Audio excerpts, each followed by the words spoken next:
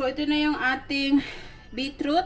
So, hindi ko na siya pinakita kung paano hiwa-hiwain. Basta hiniwa ko siya na ganito. Alam nyo kung bakit. Sobrang hirap niyan balatan. Tsaka namumula yung kamay. Kasi, kumukolor po yan. Ayan So, ayan. Lalagyan lang natin siya ng tubig. Papakuluan po natin yan siya ng 15 to 20 minutes. So, ayan. And lalagyan po lang natin siya ng asin, pampalasa. So, ito na yung pinaka-last kong lulutuin. Para meron kaming side dish na gulay. Kailangan talaga kasi yun dito sa bahay.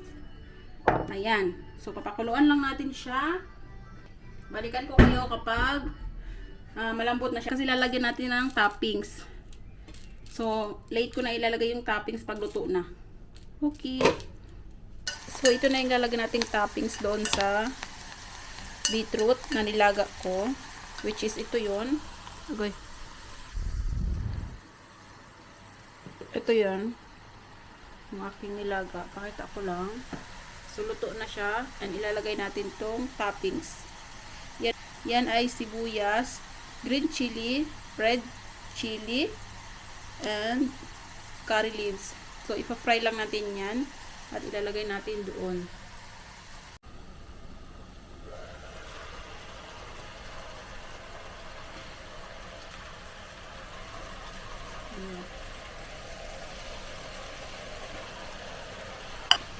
I-mix nyo siya ng very well and then cook for 5 minutes. And then after nyan, tapos na.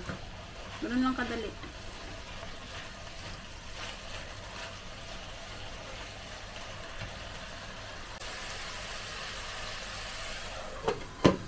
Cook for 5 to 10 minutes. This one is recipe to my mother-in-law.